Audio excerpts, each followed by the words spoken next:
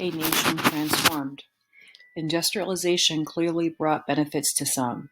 On March 26, 1883, Alva Vanderbilt threw a party to show off her family's new home in New York City. The Vanderbilts had built a mansion in the style of a European castle, complete with medieval furniture, tapestries, and armor. Mrs. Vanderbilt's husband was William Kissam Vanderbilt, railroad industrialist, industrialist.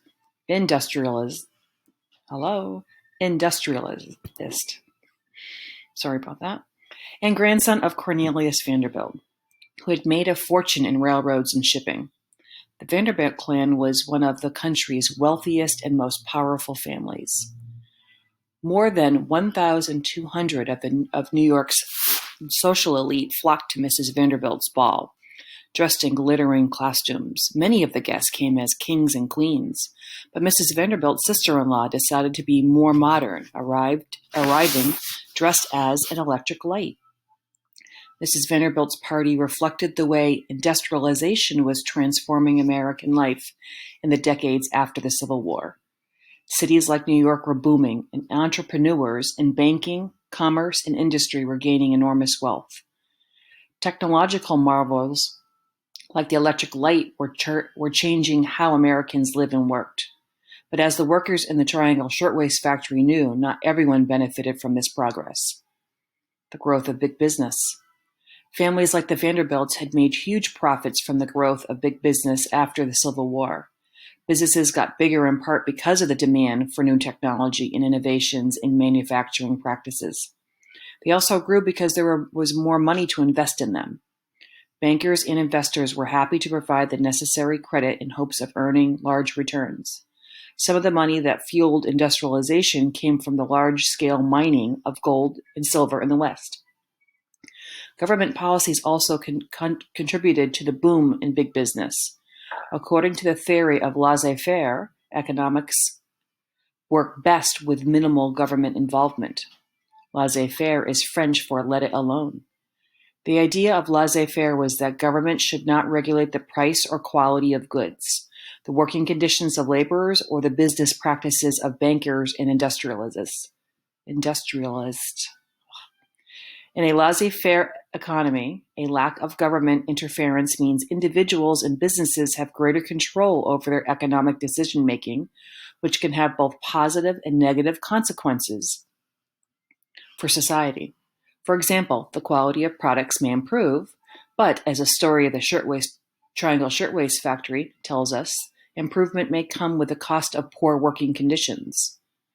Some types of governments involved protected business and industry.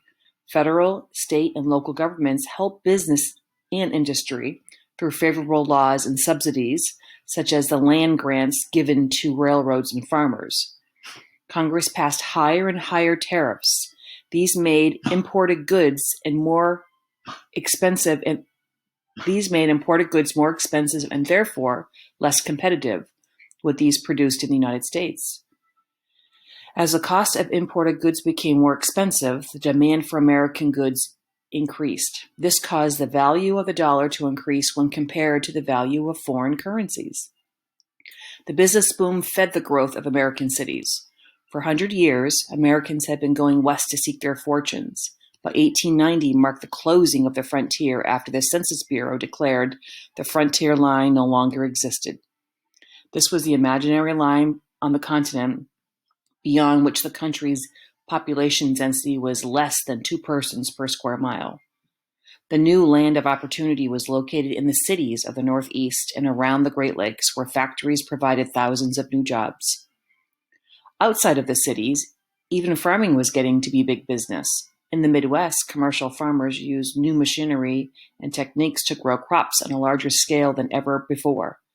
The wildest dream had become a reality, marveled one writer in 1887. Nothing is too large for belief. 20 and even 30,000 acre farms and 100 bushels to the acre, the New West, is a veritable wonderland. The Gilded Age. As businesses got bigger, so did the fortunes of those who owned or invested in them. Between 1860 and 1892, the number of millionaires in the United States grew from 300 to more than 4,000. The newly rich filled their palace-like homes with elaborate decorations and European art and antiques. In 1873, the great American writer Mark Twain dubbed this time of showy wealth the Gilded Age. Gilded means overlaid with gold. Twain's name stuck, but did not describe the lives of the most Americans.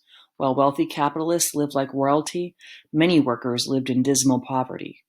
Those who were immigrants often faced prejudice and discrimination, and during business downturns, many workers lost their jobs. People were angry about the relationships between some business owners and politicians that resulted in widespread corruption. As you will learn, these conditions eventually sparked protest and calls for reform.